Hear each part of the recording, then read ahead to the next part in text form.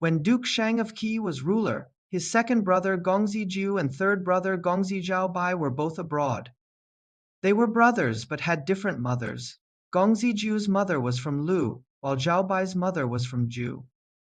When Duke Xiang ascended the throne, fearing these two brothers might contest his position, he sent Gong Ziju to reside in Lu and dispatched people to escort Gong Zijiaobai to Zhu. Gong Ziju's mentor was Guanzhong, while Gong Zijiaobai's mentor was Baoshuya. Guanzhong and Baoshuya were two top strategists during China's spring and autumn period. Guanzhong was a renowned statesman and military strategist of Qi, honored as premier of the spring and autumn period.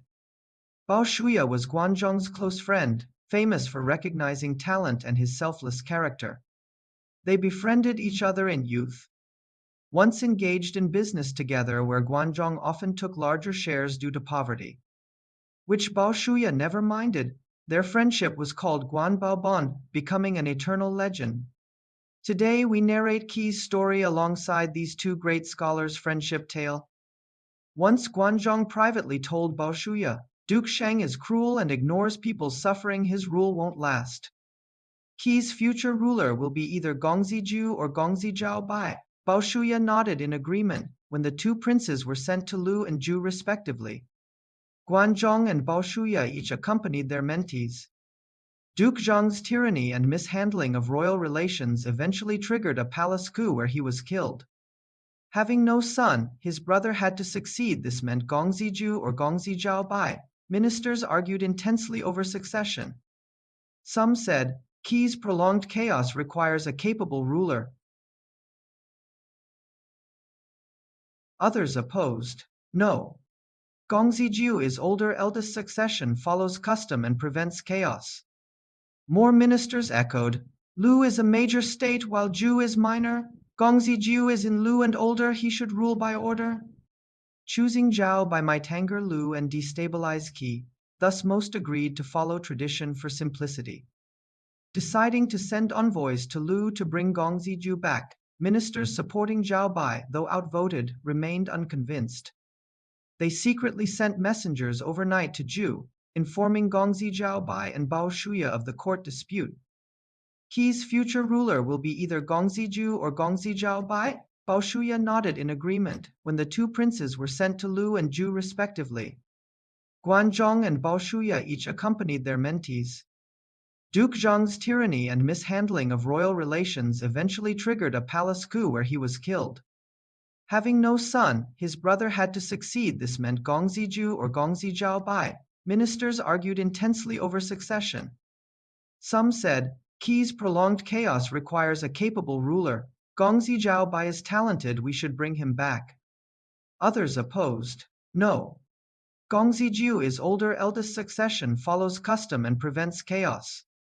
More ministers echoed, Lu is a major state while Zhu is minor. Gong Ziju is in Lu and older, he should rule by order.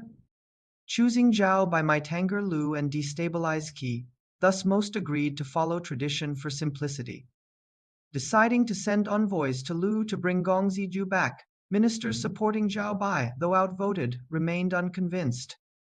They secretly sent messengers overnight to Zhu, informing Gong Zijiaobai and Baoshuya of the court dispute.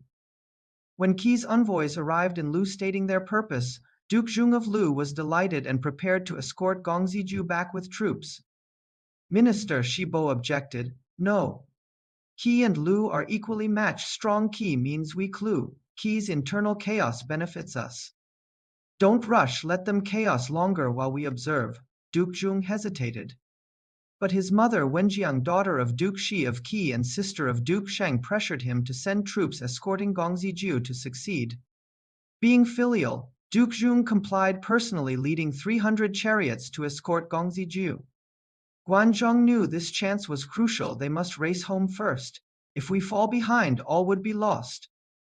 Enraged, hearing Zhao Bai had already left Zhu for Qi, Guanzhong urgently told Duke Xiang, Zhao Bai in Zhu is closer to Qi. If he arrives first, we fail and disappoint Queen Wenjiang. Duke Xiang asked, what to do? Guanzhong said, select elite troops for me to intercept Zhao Bai at Zhuqi border. Duke Xiang agreed, how many troops? Guanzhong, 30 chariots suffice more reduce flexibility. In Zhu, Gongzi Zhao Bai and Bao Shuya closely monitored Qi's situation. A month prior, they learned Duke Xiang was killed. Gongsun Wuzhi became ruler amid chaos. Some urged immediate return. But Bao Shuya and Zhao Bai deemed timing immature, preparing while observing. A month later, as Bao Shuya prepared to send spies, key messengers arrived reporting, Minister Yang Lin killed Gongsun Wuzhi and eliminated Lian Cheng and Guan Zhifu. Court now debates succession, with majority agreeing to bring Gongzi Zhu from Lu. Bao Shuya urgently stood, no time to lose, return immediately. Zhao Bai borrowed 100 war chariots from Zhu and raced to Qi day and night. As Zhao Bai and Bao Shuya rushed home with 100 chariots, Guanzhong also sped with 30 chariots. Intending to intercept, Guanzhong was surprised by their speed. Reaching Jimo, he learned Zhao Bai had passed long before. Guanzhong desperately chased another 30 li. Finding Zhu troops halted for cooking, horses still harnessed to chariots while feeding, indicating urgent pace. Spotting Zhao Bai seated in a chariot resting, Guanzhong approached greeting, "How fare you? Where headed?" Startled, Zhao Bai said, "Returning for funeral." Bao Shuya countered, "Guanzhong, why bring troops from Lu?"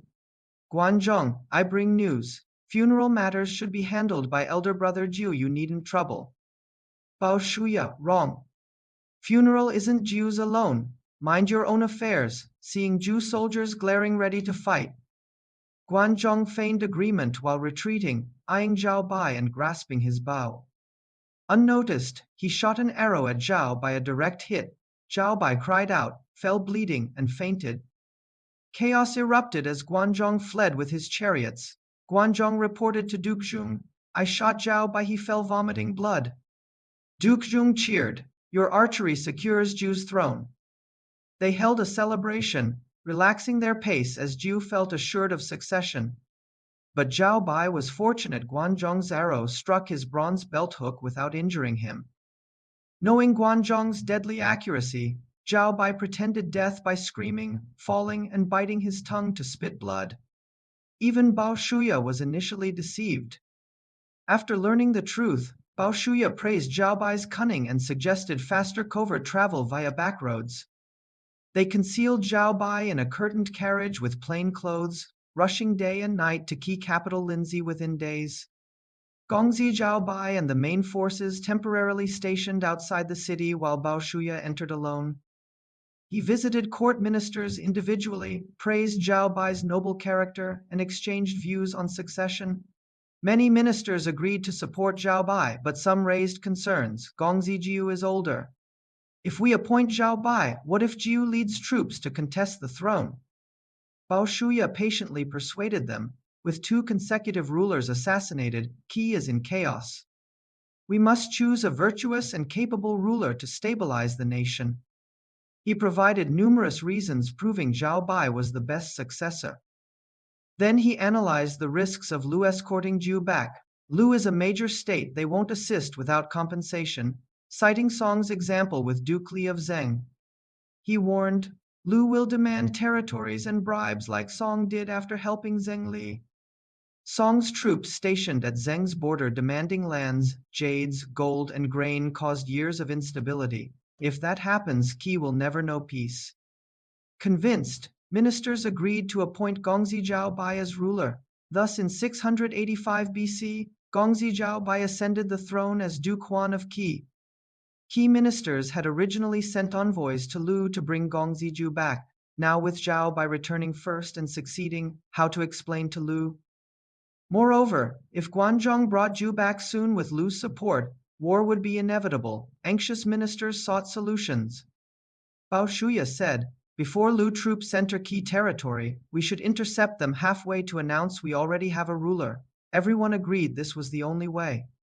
Sending General Gongsun Wuzhi with troops to Qi Lu border to stop Duke Xiang. Meanwhile, Duke Xiang of Lu was happily escorting Jiu toward Qi with troops.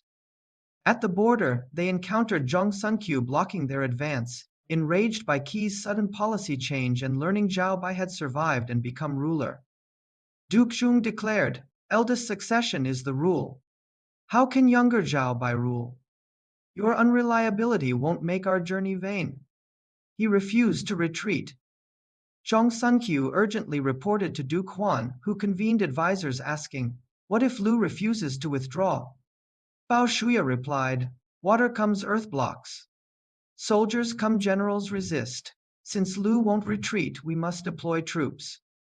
Following Bao Shuya and minister's advice, Duke Huan ordered troops mobilization. Minister Donggoya suggested, "Lu knows we're prepared and won't advance rashly. Chonchi is strategic. If we ambush there for a surprise attack, we can defeat them."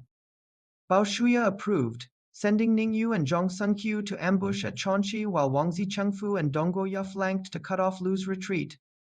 Yonglin would provoke battle to lure them deeper. Tellyu is a major state, they won't assist without compensation, citing Song's example with Duke Li of Zheng.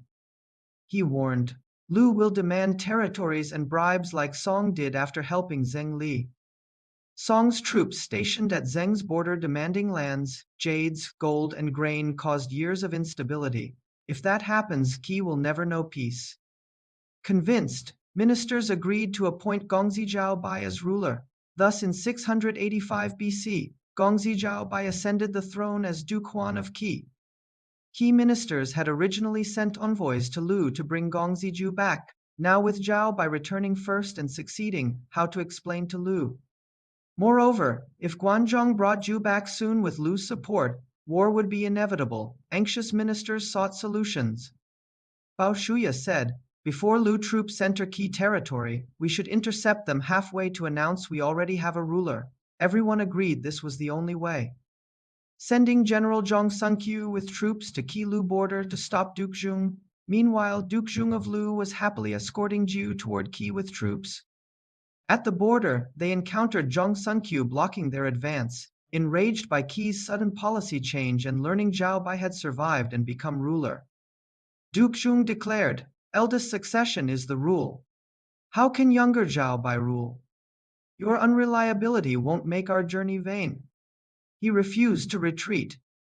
Zhongsun Qiu urgently reported to Duke Huan, who convened advisors asking, "What if Lu refuses to withdraw?" Bao Shuya replied, "Water comes earth blocks. Soldiers come generals resist. Since Lu won't retreat, we must deploy troops." Following Bao Shuya and minister's advice, Duke Huan ordered troops mobilization. Minister Donggoya suggested, "Lu knows we're prepared and won't advance rashly. Chonchi is strategic. If we ambush there for a surprise attack, we can defeat them." Bao Shuya approved, sending Ningyu and Zhongsun Qiu to ambush at Chonchi. While Wangzi Chengfu and Donggoya flanked to cut off Lu's retreat, Yonglin would provoke battle to lure them deeper. Driven by anger, Duke Xiong ordered accelerated march to seize Chonchi for decisive battle. Guanzhong advised, "Zhao Bai's new rule is unstable with capital vulnerable. If we stealthily bypass Chonchi via backroads to assault the capital, internal chaos will erupt. We can then expel Zhao Bai and install Jiu, securing permanent Qi-Lu alliance."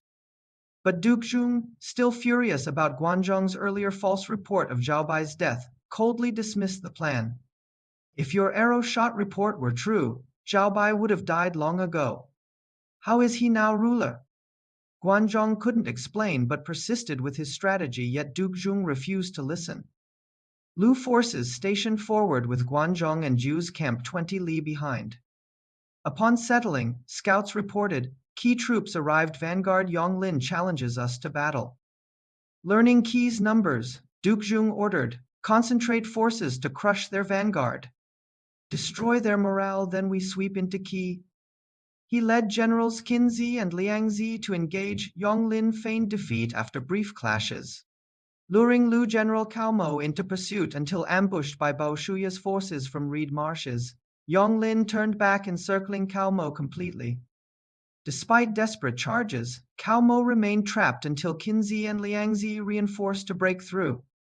Just as they retreated, Ningyu and Zhongsun Qiu's ambushes erupted on both flanks while Bao Shuya's main force pressed frontally. Three-sided attacks routed Lu troops. Bao Shuya ordered unified shouts, "Heavy reward for capturing Duke of Lu."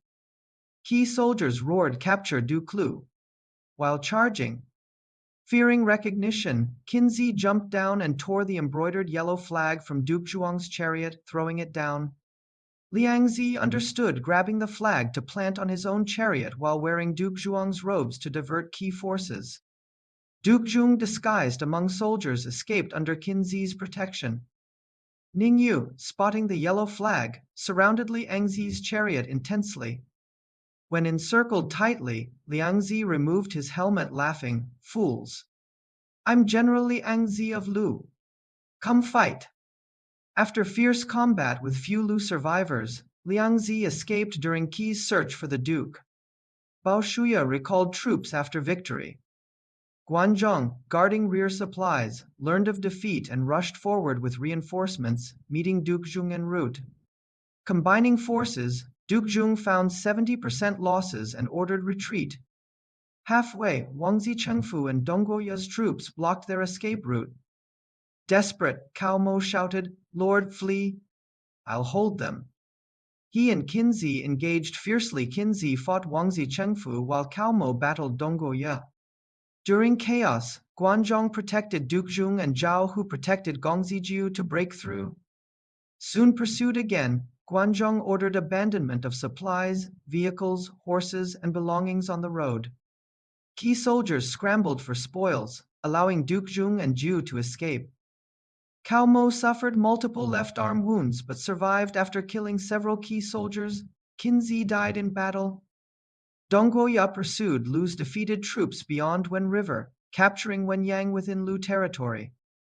Qi celebrated victory with rulers and ministers. Bao Shuya advised Duke Huan, "Gongzijiu remains in Lu with Guanzhong's assistance." "This is ultimately Qi's most critical threat," Duke Huan asked. "What do you propose?" Bao Shuya replied, "The Battle of Chonxi shattered Duke Zhong of Lu's courage. Let me lead 3 armies to Wenyang, stationing troops at Lu's border. Then send Xi Peng to deliver a letter coercing Duke Zhong to eliminate Gongzijiu with his own hand. He won't dare refuse." Duke Huan nodded approval. Bao Shuya led armies to Wenyang and wrote Duke Zhong a letter in Qi's name. It stated, "One state cannot have 2 rulers. Qi already has its legitimate ruler Gongzijiu contesting the throne is absolutely unacceptable. Lu's continued support for Jiu constitutes unfriendly interference in Qi's internal affairs. Lu must execute Gongzijiu and surrender his mentors Zhao Hu and Guanzhong before Qi withdraws troops." After sealing the letter, he instructed Xi Peng for delivery.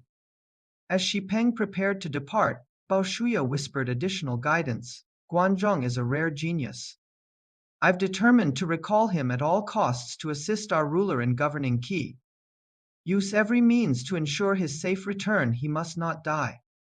Xi Peng worried, "But if Duke Zhong insists on killing him and refuses to release him alive?" Bao Shuya advised, "This tests your adaptability. Emphasize his arrow shot hitting our ruler's belt hook. Stress that only Duke Huan's personal execution can satisfy his hatred. This may persuade Lu to hand him over." Xi Peng met Duke Zhong of Lu, delivered the letter, and awaited response. After reading it, Duke Zhong urgently summoned Minister Shibo for counsel. "I ignored your advice last time and suffered defeat. Now Qi's massive army pressures us to kill Gongzijiu and surrender Guanzhong. What should we do?" Shibo, Lu's wise strategist often ignored by the Duke, analyzed, "Zhao Bai already rules Qi with intelligence, adeptness at employing talent, and humility toward advisors. Their Chonxi victory proves his superiority over Gongzijiu. Jiu can no longer rule Qi. He's useless to Lu. With Qi's army at our border, executing Jiu and making peace benefits Lu." Duke Zhong, uncertain but fearing military defeat, ordered a sudden raid killing Gongzijiu and imprisoning Zhao Hu and Guanzhong. During imprisonment, Zhao Hu thought, "My master dead after years of service, being humiliated in Qi captivity worse than dying cleanly here. My death would demonstrate loyalty." He fatally smashed his head against a wall. Guanzhong reflected differently.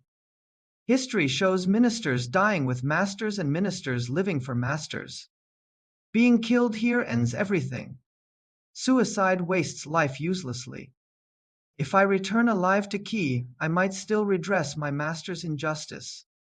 He didn't suicide but let guards bind him into a prison cart. Shibo advised Duke Xiang, Guanzhong is extraordinary talent. If Qi spares him, he'll threaten Lu severely. Duke Xiang dismissed this. Guanzhong is Xiaobai's hated enemy, he'll never spare or employ him. Shibo persisted. If we retain him to govern Lu, our state would flourish. Duke Xiang shook his head. Impossible. Guanzhong's capabilities are unproven. Keeping him angers Qi unjustifiably. Xiaobai hates him bone deep. If we disobey Qi's demands, their troops won't withdraw, subjecting us to further warfare. Seeing Duke Zhuang's disinterest in employing Guanzhong, Shibo warned, if you won't use him, kill him and return the corpse. Never let him return alive, avoid future calamity. Duke Xiang agreed, reasonable advice. After Shibo departed, Qi envoy Xipeng rushed to Duke Xiang upon hearing the execution plan. Guanzhong's crimes are extreme, shooting our ruler. Fortunately, our ruler's great fortune deflected the arrow to his belt hook. Only Duke Huan's personal execution can resolve this hatred. Please consider this, return him alive in a prison cage to Qi. Duke Xiang found this convenient, ordering Gong Ziju's head boxed and Guanzhong bound in a prison cart for Xipeng's return to Qi. During the journey, Guanzhong, learning Bao Shuya, instructed Xipeng to ensure his survival. Guessed this was Bao Shuya's strategy. Knowing Shibo was Lu's wisest advisor who might pursue them if realized, he urged faster movement. Noticing guards fatiguing and slowing, he composed energizing songs. Guards enjoyed singing them, boosting morale. They advanced vigorously, forgetting exhaustion. Thus completing a 3-day journey in 2 days, they safely reached Qi territory. When Shibo learned Duke Xiang released Guanzhong, he urgently explained the dangers persuasively. Finally realizing his mistake, Duke Xiang sent troops pursuing, but they'd already entered Qi. At Qi's border, Bao Shuya welcomed Guanzhong's prison cart miles outside the capital, treating him like a deity.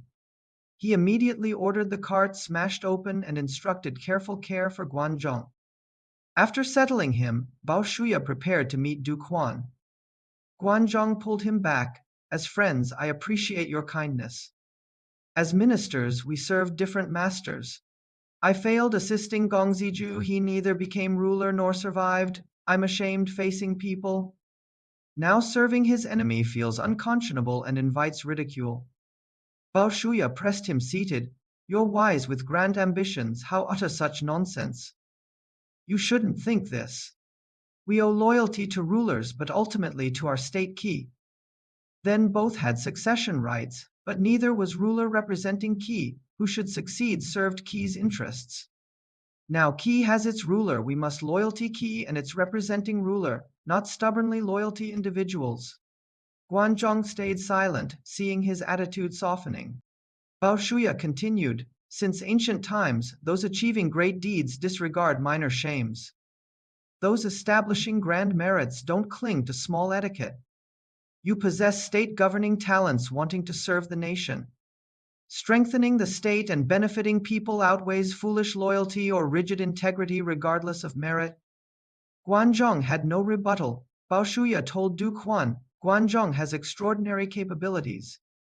For Qi to prosper and dominate among states, we must employ such talent. Hearing Guanzhong's name, Duke Huan erupted in rage. What nonsense! Guanzhong holds my blood, sea-deep hatred. His arrow nearly killed me. Capturing him, I'd eat his flesh and sleep on his skin to resolve my hatred. How could I employ him? So did Duke Huan finally execute or employ Guanzhong? What stories followed? Please await my next episode. Likes will accelerate my updates. As you can see, historical China was made up of countless small states that fought endless wars against each other, gradually emerging into the China we know today. Over these thousands of years of integration, countless fascinating stories unfolded. I am a Chinese high school student, and in my free time, I create this video to share the stories that find most intriguing, thought-provoking, and fun stories that will help you understand China better.